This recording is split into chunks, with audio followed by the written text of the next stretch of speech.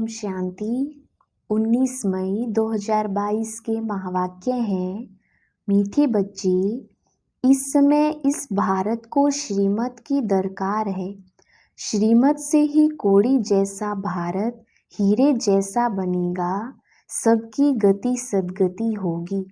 प्रश्न, सर्वशक्तिवान बाप में कौन सी शक्ति है जो मनुष्यों में नहीं? उत्तर, रावण को मारने की शक्ति एक सर्वशक्तिमान बाप में है, मनुष्यों में नहीं। राम की शक्ति के सिवाय यह रावण मर नहीं सकता। बाप जब आते हैं तब तुम बच्चों को ऐसी शक्ति देते हैं जिससे तुम भी रावण पर जीत पा लेते हो। ओम शांति। मीठे बच्चे जानते हैं यह होली हंसों की सभा है। यहाँ सब ब्राह्मण बैठे हैं। पवित्र को ब्राह्मण कहा जाता है, अपवित्र को शूद्र वर्ण कहा कहेंगे। जो पुरुषार्थी हैं उन्हों को हाफ कास्ट कहेंगे, ना इधर के ना उधर के। एक पांव उस पार जाने वाली नाव में, एक पांव इस पार वाली नाव में होगा तो चिर जाएंगे। इसलिए निर्णय करना चाहिए किस तरफ जावें। अगर कोई असुर बैठे होंगे तो विघन डालेंगे। यह कौन समझाते हैं? शिव बाबा। शिव के लिए ही बाबा अक्षर मुख से निकलता है। शिव बाबा ही झोली भरने वाला है। बाप से जरूर वर्षा मिलेगा। शिव के कितने अथाह मंदिर हैं। वह भी है निराकार, विश्व का रचयिता। विश्व में लक्ष्मी नारायण का राज्य था तो जरूर बाप से वर्षा मिला होगा। अभी तुम शूद्र से ब्राह्मण बने हो। शूद्र है पत्थर बुद्धि, लक्ष्मी नारायण तो पारस बुद्धि थे ना। माया से बुद्धि मारी जाती है। माया का नाम भारत में मशहूर है। इस समय माया रावण का राज्य है, अर्थात रावण संप्रदाय है। इसलिए रावण को मारते हैं, परंतु मरता नहीं। राम की शक्ति के सिवाय रावण पर जीत पा नहीं सकती। सर्वशक्तिमान से ही शक्ति मिल सकती है। वह तो है एक परम पिता परमात्मा। उनका ना सूक्ष्म शरीर है ना स्थूल। यह भी किसकी बुद्धि में नहीं आता कि वह निराकार फिर भारत में कैसे आया। आत्मा ऑर्गन्स के बिगर तो कर्म कर नहीं सकती। कुछ भी समझते नहीं, इसलिए पत्थर बुद्धि कहा जाता है। बाप बैठ समझाते हैं भगवान है ऊंच ते ऊंच, उनकी सबसे ऊंच मत है। नहीं तो भगवान का सिमरण क्यों करते हैं? उनकी मत सिमरते हैं। जरूर भगवान के आने का भी ड्रामा में पार्ट है। मनुष्य समझते नहीं। बहुत लोग कहते हैं क्राइस्ट से 3000 वर्ष पहले गीता सुनाई गई थी, परंतु यह तो बताओ वह गीता किस नेशन को किस युग में सुनाई गई और किसने सुनाई? एक ही शास्त्र में कृष्ण भगवानुवाच लिखा हुआ है। फिर रुद्र ज्ञान यज्ञ भी कहते हैं। रुद्र तो शिव बाबा को कहा जाता है। कृष्ण को कभी बाप नहीं कहेंगे, शिव बाबा कहा जाता है। शिव बाबा ही नॉलेजफुल ब्लिसफुल है। तब तो भगत लोग पुकारते हैं, समझते हैं भक्ति करने के बाद भगवान मिलेगा। अच्छा, भक्ति कब शुरू होती, भगवान कब मिलता? पाप आत्माओं की दुनिया से पुण्य आत्माओं की दुनिया में कब जाना होता, यह कोई नहीं जानते। तुम भी शूद्र वर्ण के थे, अब तुम ब्रह्मा मुख वंशावली ब्राह्मण कहलाते हो। ब्राह्मण किसने बनाया? शिव बाबा ने। यह है रचयिता। ब्राह्मण वर्ण है सबसे ऊंच।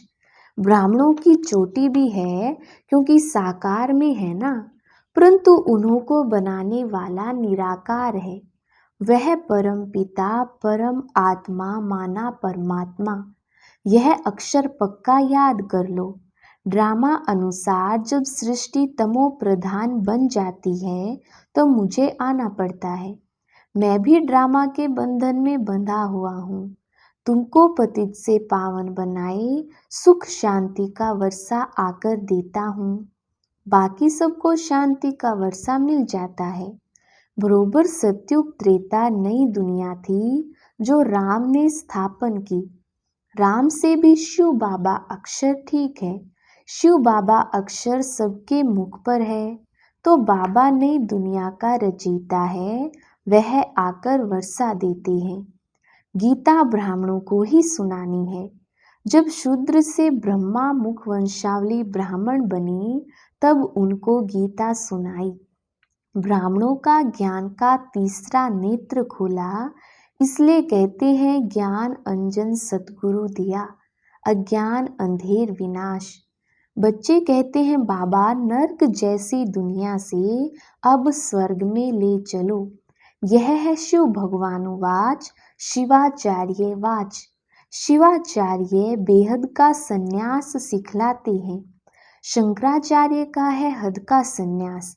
बेहद का बाप कहते हैं पुरानी दुनिया को भूलो, अब तुमको सदा सुख की दुनिया में चलना है।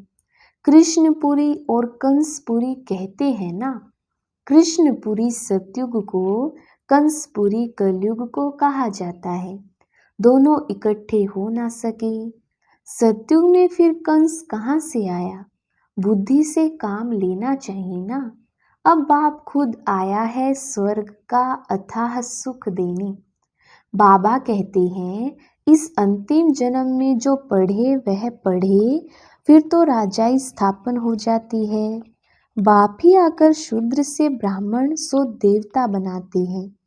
वो लोग हिंदू को क्रिश्चियन या बौद्धि बनाएंगे, परंतु यह कभी सुना कि शूद्र वर्ण को ब्राह्मण वर्ण बनाया? यह तो शिव बाबा का ही काम है। वो ही ब्राह्मणों को फिर देवता बनाते हैं। हर एक अपने से पूछे कि हम पहले किस धर्म में और किस वर्ण के थे। गुरु कौन था? शास्त्र कौन सा पढ़ते थे? गुरु से क्या मंत्र मिला? फिर कब से शिव बाबा ने ब्रह्मा द्वारा ब्राह्मण वर्ण में लाया? यह हर एक से लिखाना चाहिए। अब तुम बच्चों को तो बाप कहते हैं मुझे याद करो। माया रावण ने तुम्हारी क्या दुर्दशा कर दी। अब तुम बने हो ब्राह्मण संप्रदाय, फिर दैवी संप्रदाय बनना है। तुम्हें निराकार परम पिता परमात्मा ने कन्वर्ट किया है। बच्चों को हर एक से लिखाना चाहिए कि किस धर्म के थे, किसको पूजते थे, गुरु किया है या नहीं, फिर ब्राह्मण वर्ण में कौन ले आया। यह बाबा भी लिखेंगे कि हम हिंदू धर्म के कहलाते थे, गुरु बहुत किए, शास्त्र बहुत पढ़े। सिख धर्म वाले कहेंगे हम सिख धर्म के हैं। सिर्फ भारतवासियों को अपने देवी देवता धर्म का पता नहीं है। ऐसे नहीं कि सिख धर्म वाले अपने को देवता कहलाएंगे। हरेक अपने को अपने धर्म वाला ही कहलाएंगे। अब आप कहते हैं जो शिव के भगत व शिव की रचना देवी देवताओं के भगत होंगे, उन्हों को सुनाना है। वे अच्छी रीति सुनेंगे। सतयुग त्रेता में बरोबर सूर्यवंशी चंद्रवंशी थे, जिन्हों के चित्र भी हैं। इंग्लिश में डीटिज्म कहा जाता है। अभी बाबा देवी देवता धर्म की स्थापना कर रहे हैं। अब तुम ब्राह्मण वर्ण से देवता वर्ण वाले बन रहे हो। भारतवासी ही आपे ही पूज्य, आपे ही पुजारी बनते हैं। सतयुग में पूज्य थे। बाबा कहते मैं तो एवर पूज्य हूँ। अभी तुम यहाँ आए हो राजयोग सीखने। भविष्य 21 जन्मों के लिए शिव बाबा से वर्षा लेनी, तो फॉलो करना चाहिए। जब तक तुम ब्रह्मावंशी नहीं बनेंगे तो ब्राह्मण कैसे कहलाएंगे। अच्छा, आज भोग है, ब्राह्मणों को खिलाने की भी रस्म पड़ी हुई है। बाकी ज्ञान का इससे ताल्लुक नहीं है। यहाँ तो है ज्ञान सागर और ज्ञान गंगाओं का मिलन। वहाँ फिर देवताओं और तुम ब्राह्मणों का मेला लगता है। इसमें मूझने की बात नहीं। बाप कहते हैं देह सहित देह के सब संबंधों से ममत्व मिटाते जाओ। मुझ एक को याद करो तो अंतमति सो गति हो जाएगी। मैं प्रतिज्ञा करता हूँ तुमको स्वर्ग में भेज दूंगा। रोज क्लास में पूछो, शिव बाबा के साथ प्रतिज्ञा करेंगे। शिव बाबा कहते हैं मेरी मत पर चलो, बाप की श्रीमत नामी ग्रामी है। श्रीमत अर्थात श्रेष्ठ मत। ब्रह्मा की मत भी गाई जाती है। ब्रह्मा से भी ब्रह्मा का बाप शिव बाबा ऊंच है ना। जब भोजन पर बैठते हो तो भी शिव बाबा को याद करो। मोस्ट बिलव्ड बाप है, जैसे कि उनके साथ हम भोजन पा रहे हैं। इस याद से बहुत ताकत आएगी। परंतु बच्चे घड़ी घड़ी भूल जाते हैं। भारत को अब शिव बाबा के श्रीमत की दरकार है, क्योंकि बाप ही सर्व का सद्गति दाता पतित पावन है ना। बाप और वर्षे को याद करना है। माया विघन भी अनेक प्रकार के डालेगी, उनसे डरना नहीं है। ज्ञान तो बहुत सहज है, बाकी योग में रहना, एक से बुद्धि योग जोड़ना, इसमें ही मेहनत है। और जगह भटकने से तो एक शिव बाबा को याद करना अच्छा है ना। गीता पढ़ने की भी बात नहीं, जबकि बाप खुद आए हैं। बाकी सब शास्त्र हुए बाल बच्चे, उनसे वर्षा मिल ना सके। बेहद का वर्षा एक ही बेहद के बाप से मिलता है। अच्छा, बाप दादा तो बच्चों के सामने बैठा है। बाप कहते हैं मैं तुम्हारा बाप ब्रह्मा द्वारा मम्मा का, दादा का, बच्चों का, सबका याद प्यार देता हूँ। अच्छा, मीठे मीठे सिकिलधे बच्चों प्रति माता पिता बाप दादा का याद प्यार और गुड मॉर्निंग। रूहानी बाप की रूहानी बच्चों को नमस्ते। हम रूहानी बच्चों की रूहानी बाप दादा को याद प्यार, गुड मॉर्निंग और नमस्ते जी। धारणा के लिए मुख्य सार।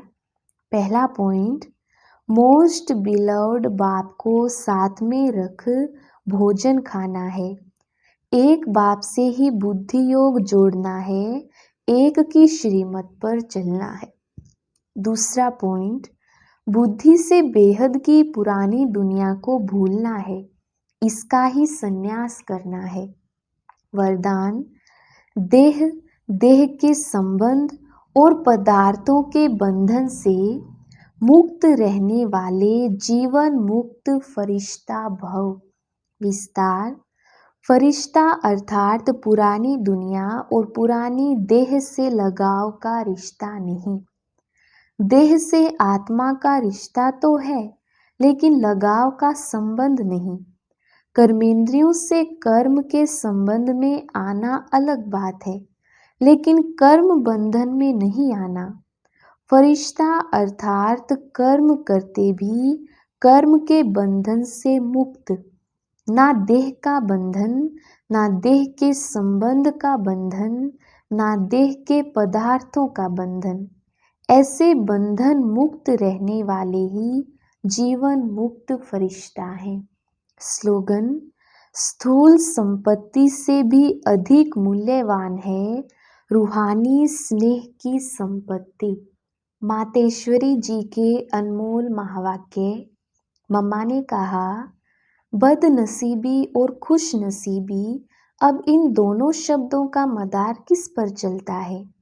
यह तो हम जानते हैं कि खुश नसीब बनाने वाला परमात्मा है, तो बदनसीब बनाने वाला खुद ही मनुष्य है। जब मनुष्य सर्वदा सुखी है तो उनकी अच्छी किस्मत कहते हैं, और जब मनुष्य अपने को दुखी समझते हैं तो वो अपने को बदनसीब समझते हैं। हम ऐसे नहीं कहेंगे कि बदनसीबी व खुश नसीबी कोई परमात्मा द्वारा मिलती है। नहीं, तकदीर को बिगाड़ना व बनाना, यह सब कर्मों के ऊपर ही मदार है। यह सब मनुष्यों के संस्कारों के ऊपर ही है। फिर जैसे पाप और पुण्य का संस्कार भरता है, वैसे तकदीर बनती है। परंतु मनुष्य इस राज को ना जानने के कारण परमात्मा के ऊपर दोष रखती हैं। अब देखो, मनुष्य अपने को सुखी रखने के लिए कितने माया के तरीके निकालती हैं। फिर उसी माया से कोई अपने को सुखी समझते हैं और कोई फिर उसी माया का संन्यास कर माया को छोड़ने से अपने को सुखी समझते हैं। मतलब तो कई प्रकार के प्रयत्न करते हैं, परंतु इतने तरीके करते भी रिजल्ट दुख के तरफ जा रही है। जब सृष्टि पर भारी दुख होता है, तब उसी समय स्वयं परमात्मा आए गुप्त रूप में अपने ईश्वरीय योग पावर से दैवी सृष्टि की स्थापना कराए सभी मनुष्य आत्माओं को खुश किस्मत बनाते हैं। दूसरा पॉइंट, मनुष्य गाते हैं, तुम मात पिता हम बालक तेरे, तुम्हारी कृपा से सुख घनेरे। अब यह महिमा किसके लिए गाई हुई है? अवश्य परमात्मा के लिए गायन है, क्योंकि परमात्मा खुद मात पिता के रूप में आए इस सृष्टि को अपार सुख देता है। परमात्मा ने जरूर कभी तो सुख की सृष्टि बनाई है, तभी तो उनको माता पिता कहकर बुलाते हैं। परंतु मनुष्यों को यह पता ही नहीं कि सुख क्या चीज है। जब इस सृष्टि पर अपार सुख थे, तब शांति भी थी, परंतु अब वो सुख नहीं है। अब मनुष्य के अंदर यह चाहना उठती है कि वो सुख हमें चाहिए। फिर कोई धन पदार्थ मांगते हैं, कोई बच्चे मांगते हैं, कोई तो फिर ऐसे भी मांगते हैं कि हम पतिव्रता नारी बने। जब तक मेरा पति जिंदा है, हम दुहागिन ना बने। तो चाहना तो सुख की ही रहती है ना। तो परमात्मा भी कोई समय उन्होंने आश अवश्य पूर्ण करेंगे। सत्युग के समय जब सृष्टि पर स्वर्ग है, तो वहाँ सदा सुख है, जहाँ स्त्री कभी दुहागिन नहीं बनती। तो वो आश सत्युग में पूर्ण होती है, जहाँ अपार सुख है। बाकी तो इस समय है ही कलयुग। इस समय तो मनुष्य दुख ही दुख भोगते हैं। दुखी मनुष्य फिर कह देते हैं कि प्रभु का भाना मीठा करके भोगना है, परंतु वह कभी किसको दुख नहीं दे सकते। वह हमारे सारे कर्मों का खाता चुकतू कराते हैं। तभी हम कहते हैं, तुम मात पिता हम बालक तेरे। अच्छा, ओम शांति।